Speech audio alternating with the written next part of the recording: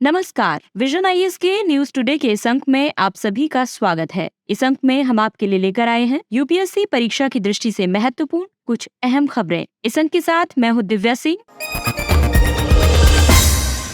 आइए सबसे पहले बात करते हैं इस अंक की हेडलाइंस के बारे में। लैंसेट जर्नल के एक अध्ययन के मुताबिक वायु प्रदूषण में बढ़ोतरी से एंटीबायोटिक प्रतिरोध में भी वृद्धि होती है। सामाजिक न्याय एवं अधिकारिता पर संसद की स्थायी समिति ने युवाओं में नशीली दवाओं के दुरुपयोग, समस्याएं और समाधान विषय पर रिपोर्ट सौंपी। लोकसभा ने तटीय जल कृषि प्राधिकरण संशोधन विधेयक 2023 पारित किया। विदेश मंत्री ने सूचित किया है कि सीमावर्ती क्षेत्रों के लिए अवसंरचना बजट में वृद्धि की गई है। ऑस्ट्रेलियाई तट पर भारतीय अंतरिक्ष अनुसंधान संगठन के रॉकेट का मलबा मिला। वित्तीय वर्ष 2021-22 में भारत ब्राजील को पीछे छोड़कर दुनिया का सबसे बड़ा चीनी उत्पादक देश बन गया था। और आइए अब खबरों पर विस्तार से चर्चा करते हैं। लैंसेट जर्नल के एक अध्ययन के मुताबिक वायु प्रदूषण में बढ़ोतरी से एंटीबायोटिक प्रतिरोध में भी वृद्धि होती है। ये इस विषय पर अपनी तरह का पहला गहन वैश्विक विश्लेषण है। यह अध्ययन इस तथ्य को रेखांकित करता है कि सांस लेने के क्रम में PM 2.5 के शरीर में पहुंचने के साथ मनुष्य एंटीबायोटिक प्रतिरोधी तत्वों के संपर्क में भी आता है। एंटीबायोटिक प्रतिरोध को आमतौर पर रोगाणुरोधी प्रतिरोध भी कहा जाता है। ये स्थिति तब उत्पन्न होती है जब कोई बैक्टीरिया, वायरस, कवक और परजीवी समय के साथ वो क्षमता हासिल कर लेता है जिससे उस पर रोगाणुरोधी दवाओं का कोई असर नहीं होता है। ऐसा होने पर किसी संक्रमण का उपचार करना कठिन हो जाता है। इससे बीमारी के फैलने, गंभीर बीमारी होने और मृत्यु का खतरा बढ़ जाता है। इस अध्ययन में ये कहा गया है कि PM 2.5 प्रदूषण में प्रत्येक 1% की वृद्धि के साथ रोगजनक के आधार पर एंटीबायोटिक प्रतिरोध में 0.5 और 1.9% के बीच बढ़ोतरी होती है। वर्ष 2018 में PM 2.5 के कारण 18.2 मिलियन जीवन वर्ष की हानि हुई थी, जिसके कारण आर्थिक बोझ पड़ा है। PM 2.5 प्रदूषण में वृद्धि के प्रभाव स्वरूप चीन और भारत में सर्वाधिक असामयिक मृत्यु दर्ज की गई हैं। रोगाणुरोधी प्रतिरोध पर नियंत्रण लगाने के लिए कई कदम भी उठाए गए हैं, जैसे कि AMR पर राष्ट्रीय कार्य योजना 2017 बनाई गई है। एंटीबायोटिक्स के अधिक उपयोग पर अंकुश लगाने के लिए 2016 में रेड लाइन अभियान शुरू किया गया था। वर्ष 2013 में AMR निगरानी नेटवर्क लॉन्च किया गया था।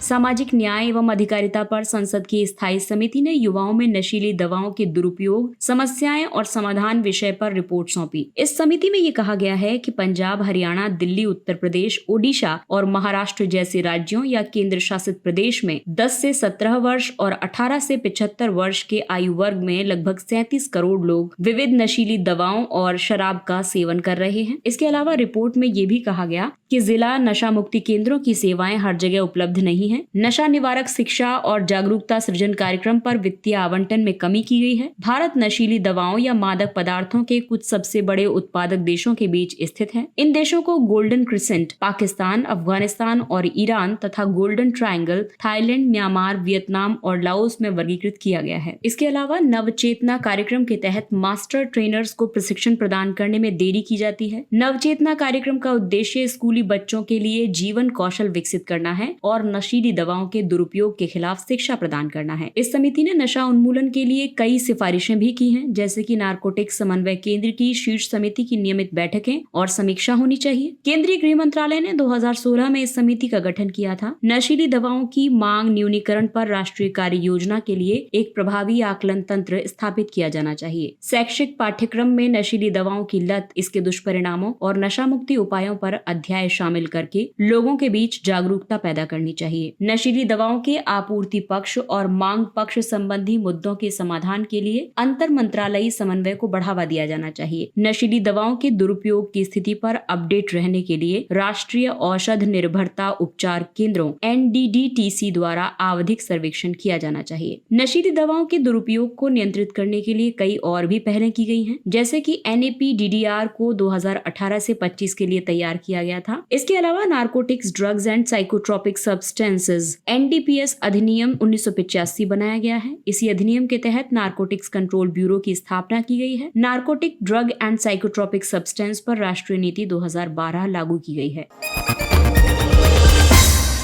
अगली खबर लोकसभा से है। लोकसभा ने तटीय जल कृषि प्राधिकरण संशोधन विधेयक 2023 पारित किया। इस विधेयक द्वारा तटीय जल कृषि प्राधिकरण अधिनियम 2005 में संशोधन किया जाएगा। वर्ष 2005 के CAA अधिनियम द्वारा तटीय जल कृषि प्राधिकरण की स्थापना की गई थी। इसे तटीय जलीय कृषि से जुड़ी गतिविधियों को विनियमित करने के लिए स्थापित किया गया था। CAA अधिनियम 2005 ने तटीय जल कृषि को तटीय विनियामक क्षेत्र अधिसूचना 1991 के तहत निषेध खंड से छूट प्रदान की है। आपको बता दें कि 2022 में राष्ट्रीय हरित अधिकरण ने निर्णय दिया था कि CAA अधिनियम 2005 की धारा 27 तटीय जल कृषि को 2011 और 2019 में जारी CRZ अधिसूचनाओं पर पूरी छूट नहीं देती है। तटीय जलीय कृषि यानी कि लवण युक्त या खारे जल में झींगा, सीप, मछली या अन्य जलीय जीवों का पालन। संशोधन विधेयक के संबंध में ये उपबंध किया गया है कि तटीय जलीय कृषि और संबंधित गतिविधियों को CRZ के तहत अनुमति दी गई है और इस तरह से इन गतिविधियों को केवल तटीय कृषि प्राधिकरण अधिनियम द्वारा ही विनियमित किया जाना जारी रहेगा। ये CRZ के भीतर नो डेवलपमेंट जोन में न्यूक्लियस ब्रीडिंग तथा क्रीक या बैक वाटर में सीवीड कल्चर की अनुमति प्रदान करता है। CAA को सौंपे गए अतिरिक्त कार्य हैं जलीय कृषि इकाइयों में इनपुट के उपयोग और उनसे अपशिष्टों के प्रवाह के लिए मानक तय करना, मानव स्वास्थ्य को नुकसान पहुंचाने वाले औषधीय रूप से सक्रिय पदार्थों, रोगाणुरोधी अभिकारकों या अन्य सामग्रियों के तटीय जल कृषि में उपयोग को प्रतिबंधित करने की जिम्मेदारी सौंपी गई है। प्राधिकरण के सदस्य सचिव को केंद्र सरकार नियुक्त करेगी। ये CAA के मुख्य कार्यकारी अधिकारी के रूप में कार्य करेगा। अधिनियम के तहत कई तरह के कृत्यों को अपराध की श्रेणी से बाहर किया गया है। साथ ही अपराधों के मामले में केवल 1 लाख रुपए तक का जुर्माना लगाया जा सकता है। तटीय विनियामक क्षेत्र यानी CRZ की अगर हम बात करें तो CRZ अधिसूचना को केंद्र सरकार ने पर्यावरण संरक्षण अधिनियम 1986 के तहत जारी किया है। इसका उद्देश्य तटीय क्षेत्र में अलग अलग गतिविधियों का विनियमन करना है। केंद्रीय पर्यावरण, वन और जलवायु परिवर्तन मंत्रालय इसका नोडल मंत्रालय है।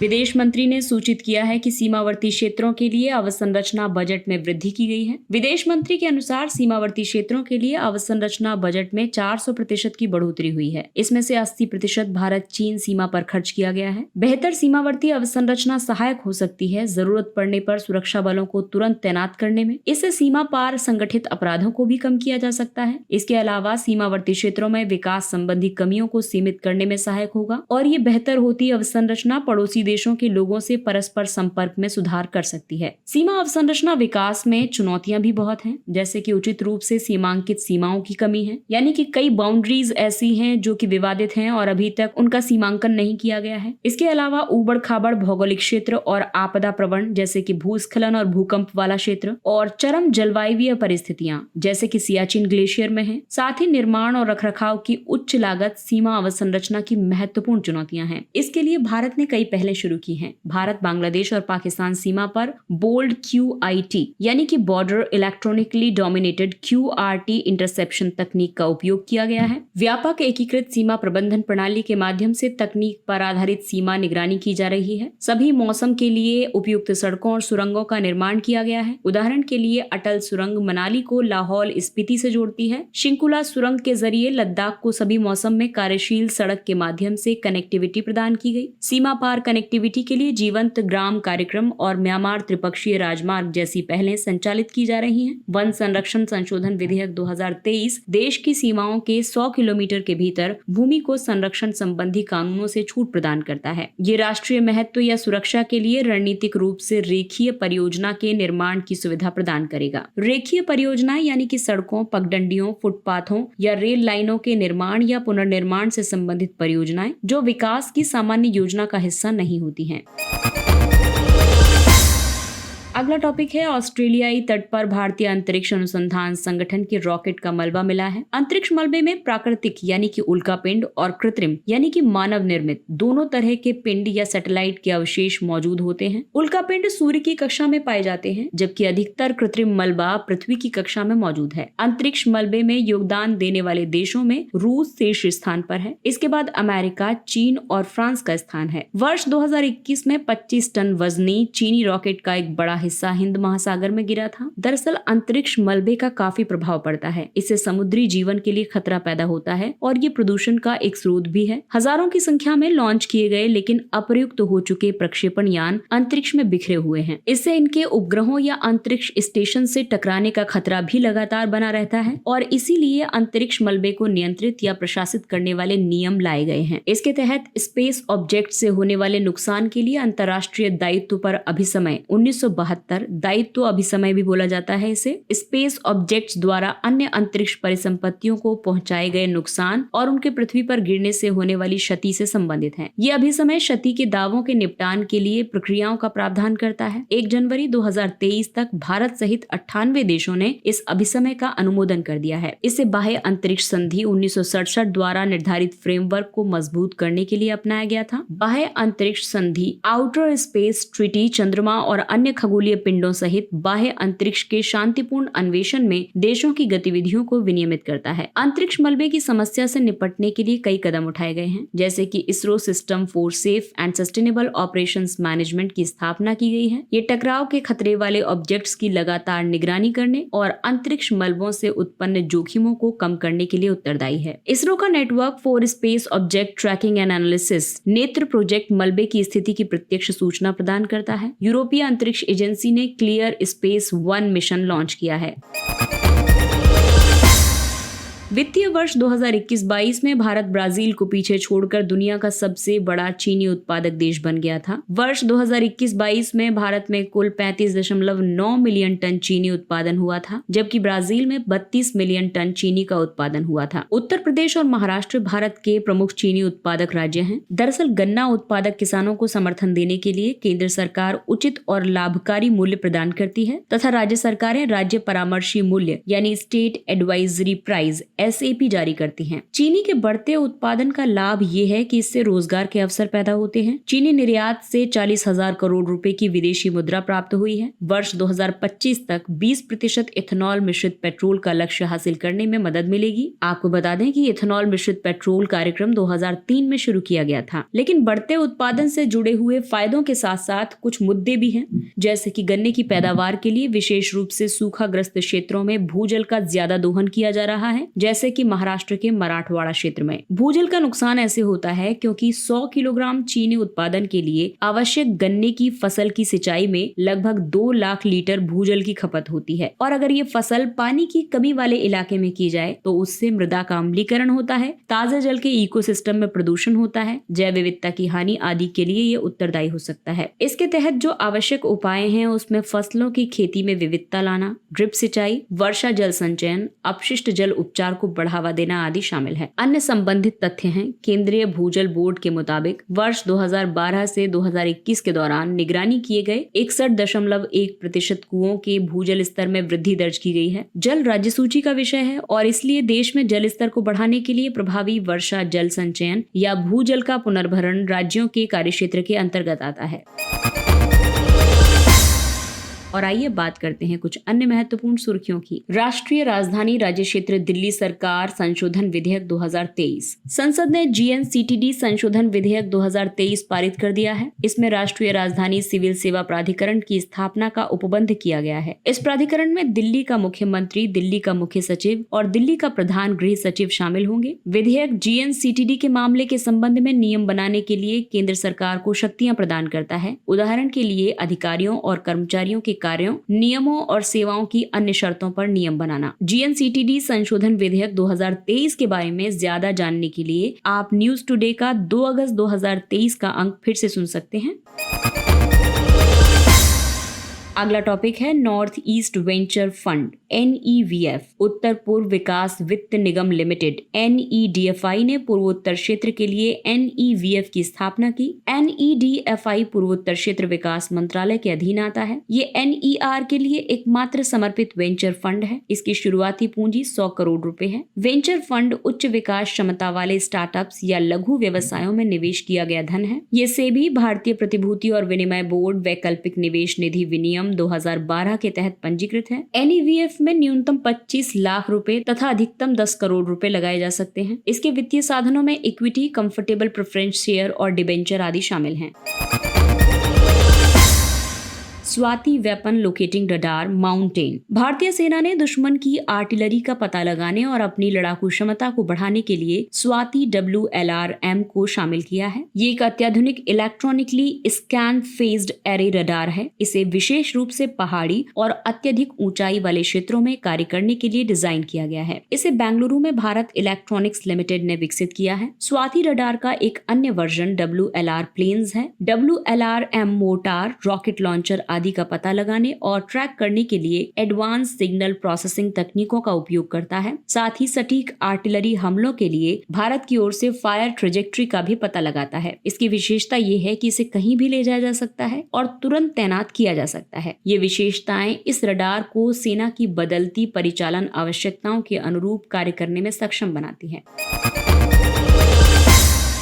डायनासोर की नई प्रजाति थारोसारस इंडिकस। ये एक लंबी गर्दन वाला शाकाहारी डाइक्रेओसोरिड डायनासोर है। भारत के वैज्ञानिकों ने राजस्थान के जैसलमेर में इसके जीवाश्म खोजे हैं। ये 167 मिलियन वर्ष पुराना जीवाश्म है तथा डायनासोर की एक नई प्रजाति से संबंधित है जो अब तक वैज्ञानिकों के लिए अज्ञात थी। अब तक के सिद्धांतों के मुताबिक सबसे प्राचीन डाइक्रेओसोरिड जीवाश्म चीन से प्राप्त हुए थे। डाइक्रायोसोरिड डायनासोर के जीवाश्म इससे पहले उत्तर और दक्षिण अमेरिका, अफ्रीका और चीन में भी पाए गए हैं। इसका नाम राजस्थान के थार रेगिस्तान के नाम पर रखा गया है जहां से इसके जीवाश्म प्राप्त हुए हैं।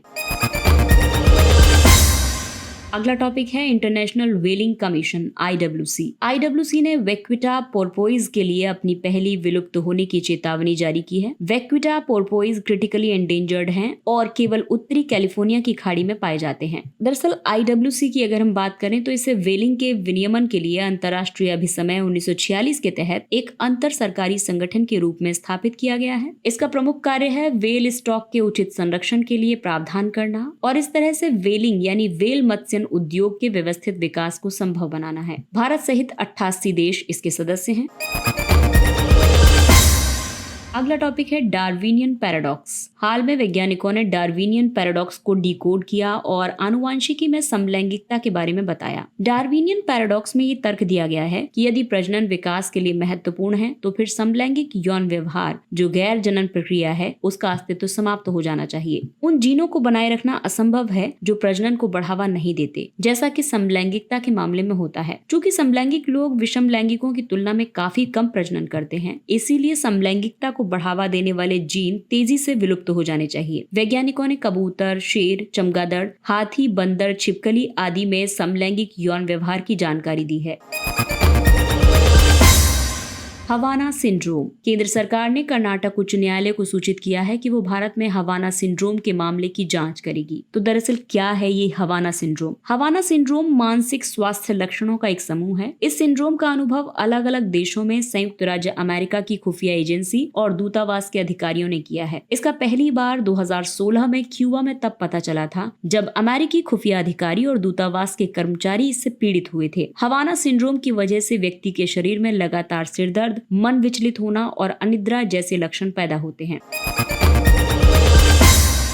और आइए बात करते हैं सुर्खियों में रहे व्यक्तित्व के बारे में। अवनींद्रनाथ टैगोर। भारत में अवनींद्रनाथ टैगोर की 152वीं जयंती मनाई गई। टैगोर को चित्रकला में स्वदेशी मर्म का समावेश करने के लिए जाना जाता है। उन्होंने Indian society of oriental art और बंगाल स्कूल ऑफ आर्ट की स्थापना की थी। उन्होंने चित्रकला की मुगल और राजपूत शैलियों का आधुनिकीकरण किया था। उनके चित्रों में जापानी वॉश शैली, चीनी स्याही चित्रकला, अंग्रेजी प्री राफेलाइट और आर्ट नोव्यू प्रवृत्तियों का मिश्रण प्रतिबिंबित होता है। अवनींद्रनाथ टैगोर की प्रसिद्ध पेंटिंग है अरेबियन नाइट्स, गणेश जननी, भारत माता, द विक्ट्री ऑफ बुद्धा आदि। इनकी पुस्तकें हैं बूढ़ो अंगला, खिरर पुतुल और राजकाहिनी। अवनींद्रनाथ टैगोर के नैतिक मूल्य थे राष्ट्रवादिता, आध्यात्मिकता और करुणामय होना। और आइए बात करते हैं सुर्खियों में रहे स्थल के बारे में। लाल सागर। अमेरिका ने लाल सागर यानी रेड सी में नए सिरे से सेनाएं और युद्धपोत तैनात किए हैं। लाल सागर अफ्रीका और एशिया के बीच हिंद महासागर का एक इनलेट है यानी कि खाड़ी के समान है। इसके तटवर्ती देश हैं मिस्र, सऊदी अरब, यमन, सूडान, इरिट्रिया और जिबूती। ये बाबल मंदेब, जलडमरू मध्य और अदन की खाड़ी के माध्यम से दक्षिण में हिंद महासागर से जुड़ा हुआ है। इसमें ग्रेट रिफ्ट वैली का एक हिस्सा शामिल है। ये उस भ्रंश घाटी में स्थित है जो पृथ्वी की भूपर्पटी के दो विशाल खंडों अरब और उत्तरी अफ्रीका को अलग करती है। ये दुनिया के सबसे खारे जल निकायों में से एक है। इसके साथ ही ये अंक समाप्त होता है। अगले अंक में फिर मुलाकात होगी कुछ अन्य महत्वपूर्ण खबरों के साथ। तब तक अपने लक्ष्य के लिए तत्पर रहिए और अगर आपको हमारा कंटेंट अच्छा लगता है तो इसे लाइक, सब्सक्राइब और शेयर जरूर करें। और अब हमें यानी विजन आईएएस की पूरी टीम को दीजिए इजाजत। नमस्कार।